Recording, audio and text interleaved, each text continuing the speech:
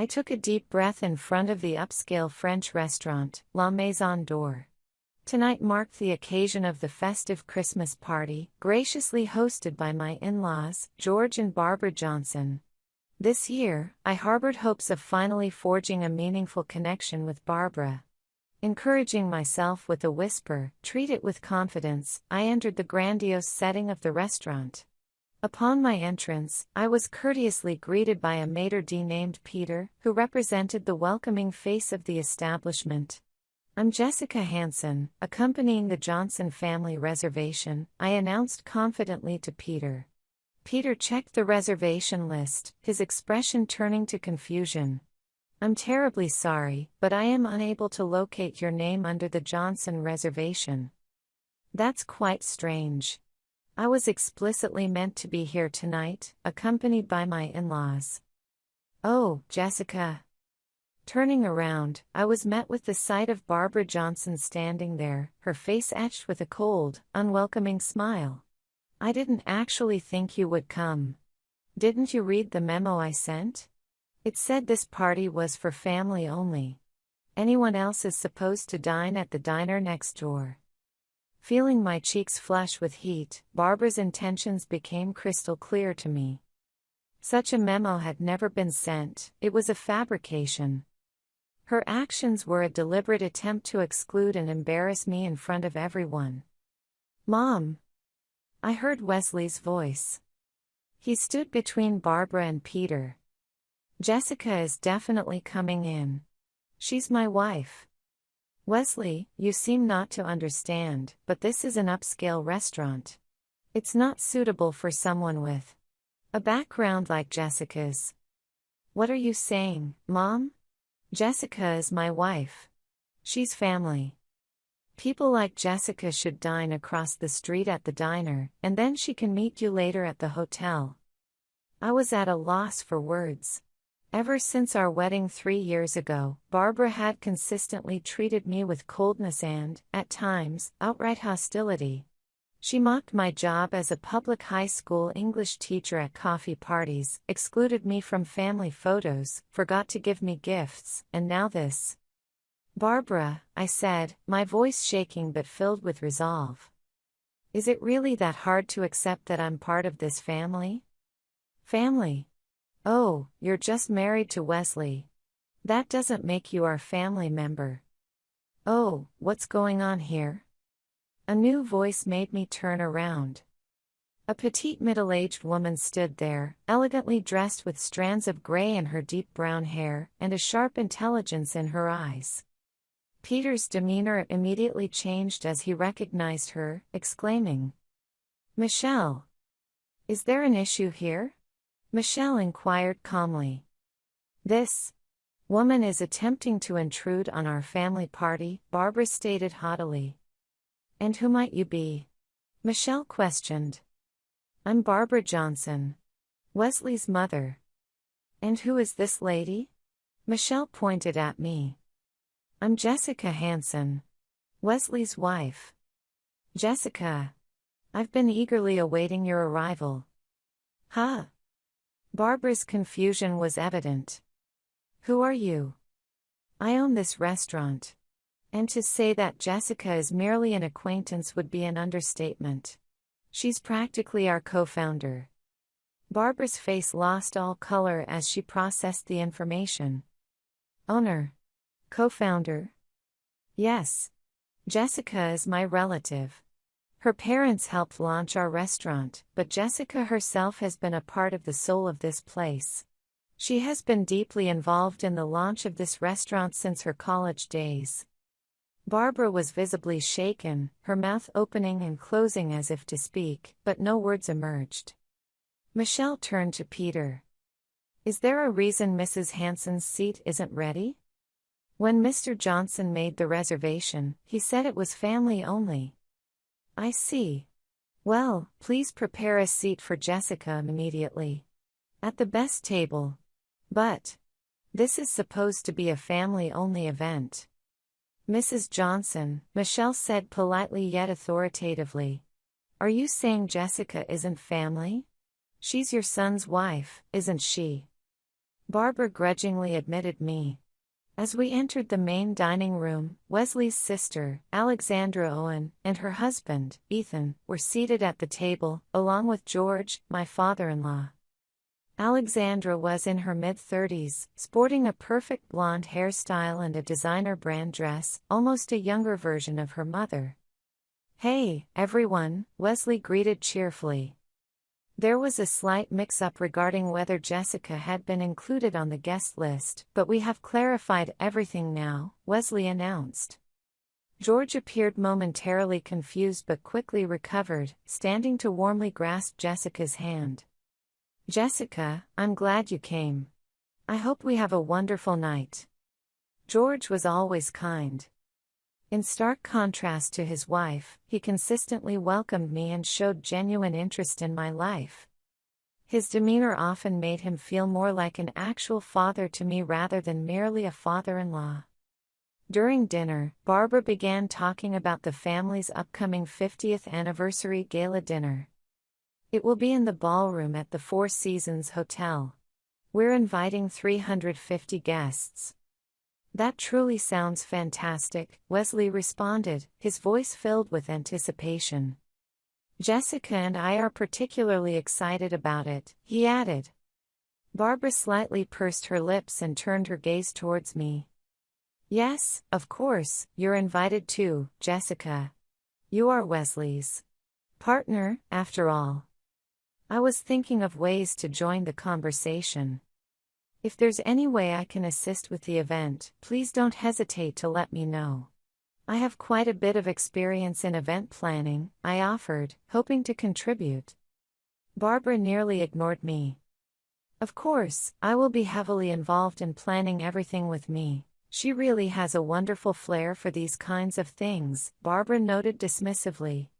"Actually, Jessica is quite knowledgeable about event planning," Wesley quickly chimed in, supporting me. "She helped launch this restaurant and organizes events at her school. And now, she's the one supporting our life." "What do you mean?" Alexandra interjected, a note of surprise in her voice. "Jessica covers most of our living expenses. She's using her teacher's salary and a small trust fund from her father to cover everything from our apartment rent to loans and living expenses. Actually, my company received investment last year because Jessica provided the initial funds," Wesley explained. Barbara's complexion turned noticeably pale. "She's the one supporting your entire lifestyle?" Barbara asked, a mix of disbelief and shock in her voice. "Yes, Mom," Wesley said confidently. "You've always looked down on Jessica. You said she wasn't good enough for me, that she didn't fit into our circle. But in reality, Jessica is the foundation of our life. I can pursue my dreams because of her support." I grasped my husband's hand firmly. This was the first occasion he had openly acknowledged my contributions to his family in such a public setting. But, Alexandra stuttered, trying to formulate a response. "She's just a public school teacher, right? How can she?" "I'm not just a teacher," I said quietly yet firmly. "I'm proud of my job. And the salary isn't as bad as you might think, especially with 10 years of experience." As we were enjoying our dessert, Michelle approached our table. "Jessica, I've prepared a special dessert for you. Do you remember your mother's recipe?" My eyes immediately lit up. "Lemon meringue pie?" "Yes. The chef made it especially for you." "You shared my mother's recipe with the chef?" Wesley asked, a hint of astonishment in his voice. "Yes, some time ago. When I last visited here with my mother, Michelle adored her lemon pie and requested if she could share the recipe with the chef," I explained. "Jessica's mother makes amazing pies," Michelle said. "Her recipe has become a special part of our menu." "What exactly did Jessica do?" Wesley asked, intrigued. "She's far too modest. When she was a college student, she designed our new brand identity. The old one was outdated and didn't attract customers. Jessica's design was young and fresh, and it completely transformed our reputation. It wasn't that big of a deal, I said, blushing slightly at the praise. On the contrary, Michelle continued. She convinced the chef to refresh the menu. Thanks to that, we earned our first Michelin star. The table fell silent momentarily. Barbara's expression was hard to read, but a flicker of something passed through her eyes. Why didn't you tell us? That's incredible, Wesley asked me. It never seemed like the right moment to bring it up. But why are you still teaching? Couldn't you have pursued a career with more ambition? George inquired, genuinely curious. I chose to be a teacher because it has always been my passion. While marketing was indeed stimulating, it simply cannot compare to the fulfillment I gain from spending time with children and aiding in their success throughout life, I explained sincerely. That is truly commendable. Investing in the futures of young people is an invaluable endeavor, George acknowledged, nodding in agreement. Barbara slowly raised her head. Jessica, I didn't know about your career. You should talk about it more. Perhaps Jessica thought you wouldn't be interested, Wesley said, his tone slightly ironic.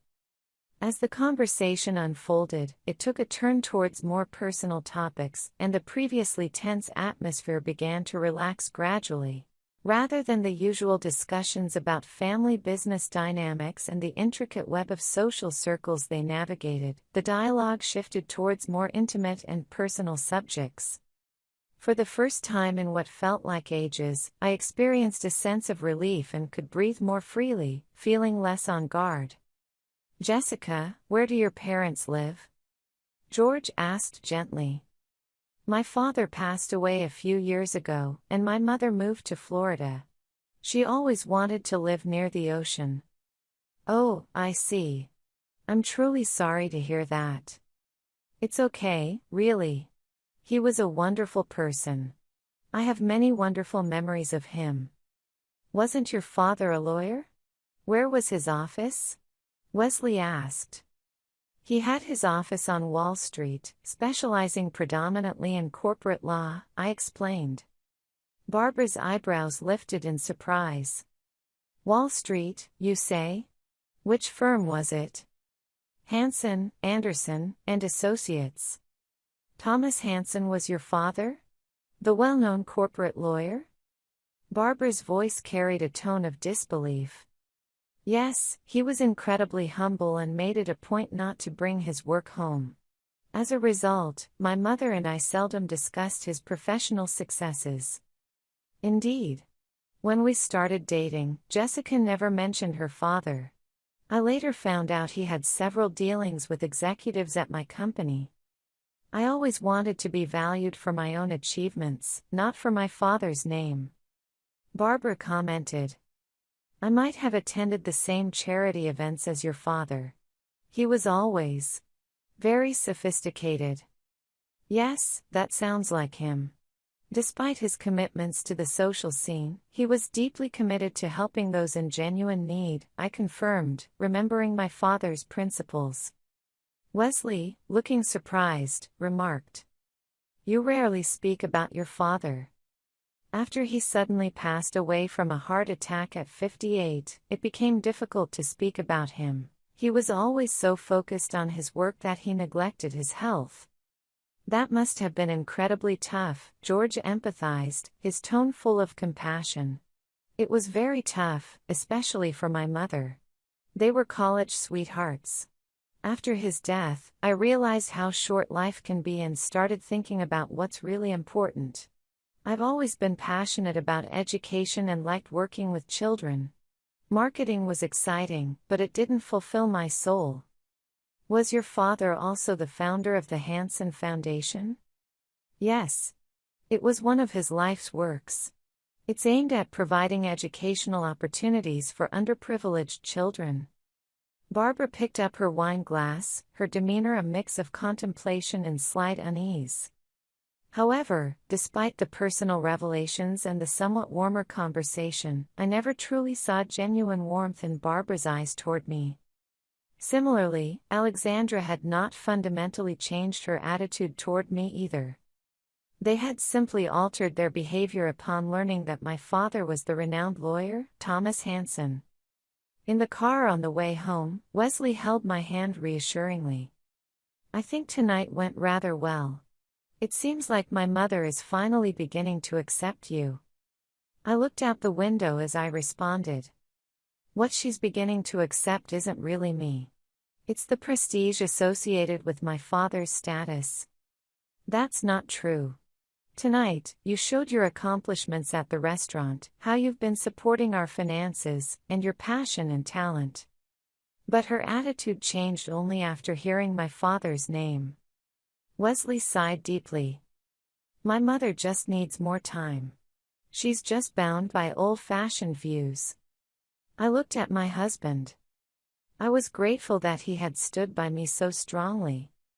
"I'm really glad you were on my side tonight." Wesley smiled warmly. "Of course. You're my wife. And honestly, you're the one making our current life possible.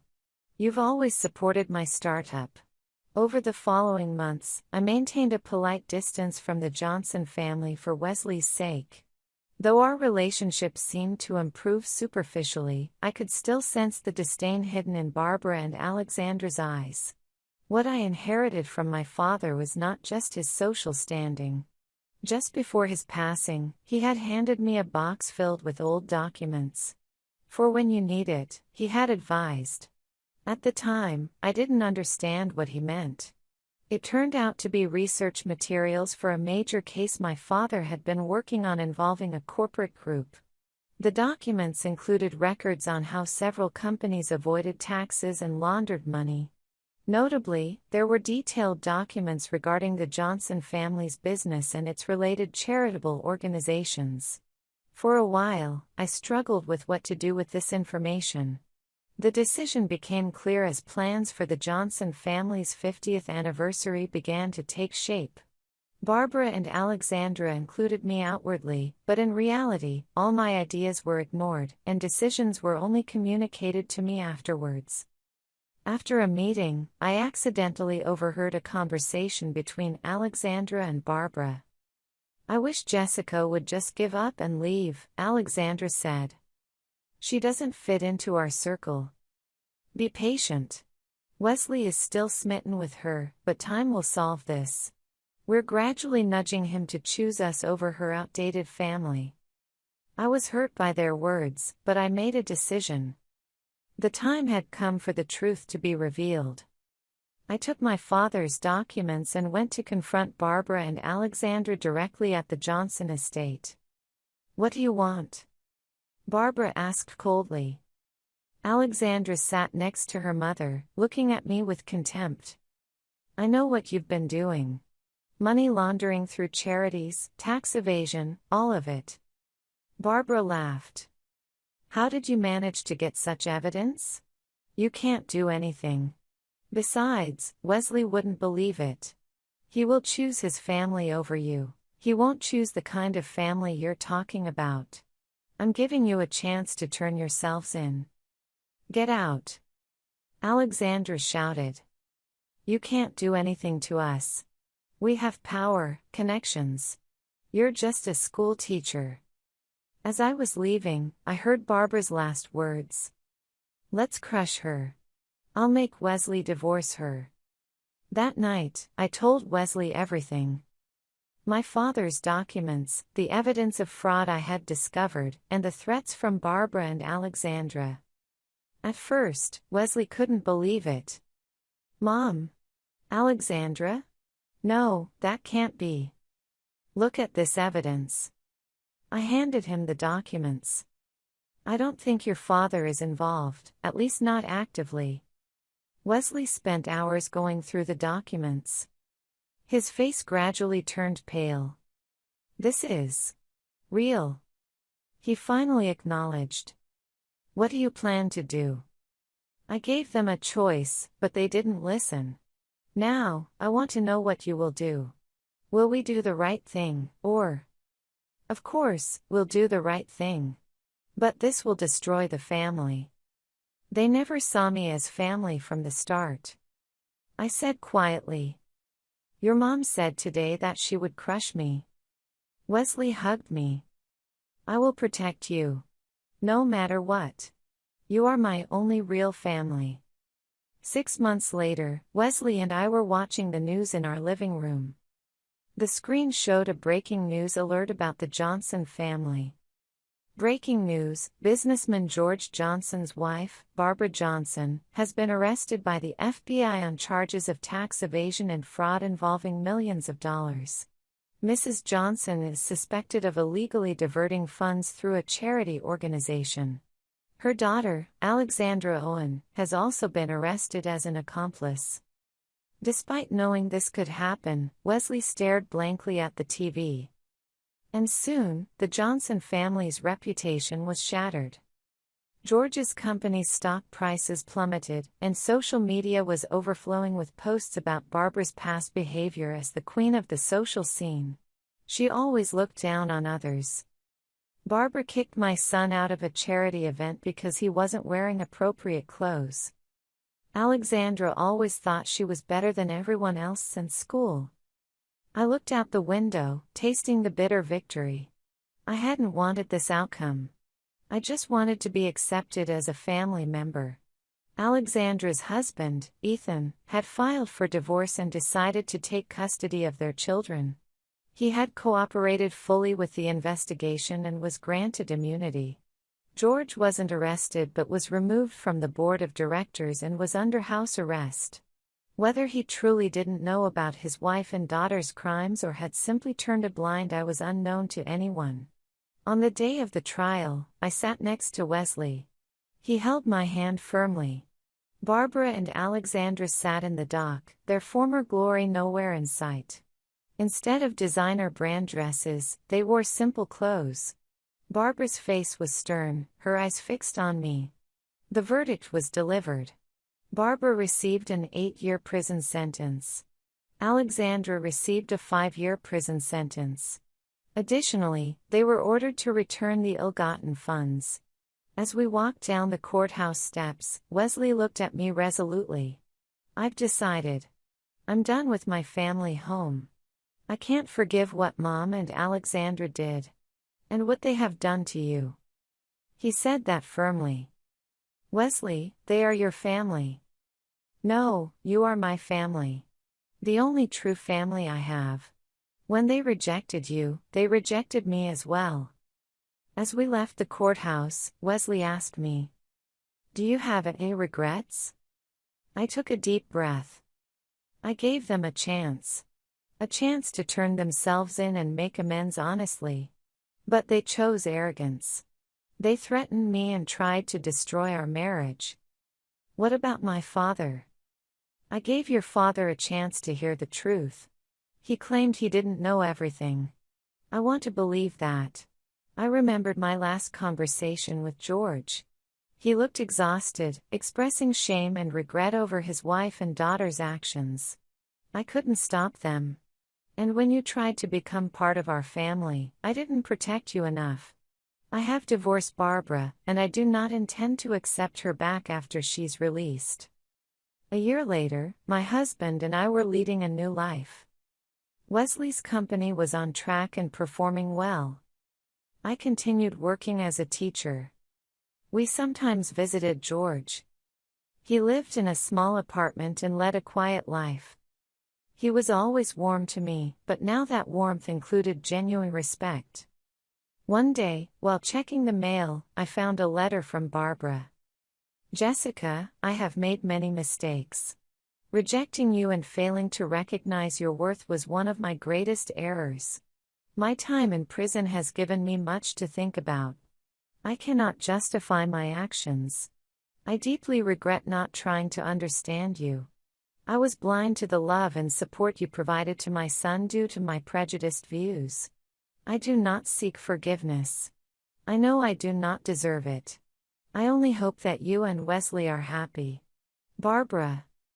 I threw the letter away and did not respond. My relationship with my in-laws was irreparably broken. Wesley's phone rang. It was his father. After talking for a while, he hung up. Mom was supposed to live with Alexandra after being released, but it seems their relationship is also broken. Alexandra is blaming everything on Mom, Wesley said quietly. That's sad, I honestly replied. Dad said that Mom is finally starting to take responsibility for what she did. Wesley looked out the window. But I won't change my decision. To protect our new family. A few weeks later, a similar letter arrived from Alexandra. I did not respond to that one either. Words could not heal the wounds that remained. I was focused on building a new family with Wesley. A family based on love and respect. Healing from past wounds would take time, but we chose to move forward. There were no family photos from either side in our new home. Instead, there were photos of just the two of us and the memories we created together. Wesley stood beside me, his arm around my shoulder. A new beginning, he said. Yes. The start of our real family. We watched the rain together. Sometimes, the hardest choices in life are the most necessary. Our relationship had been tested but became stronger. And now, we were beginning to weave our own story, one not bound by anyone's expectations or prejudices.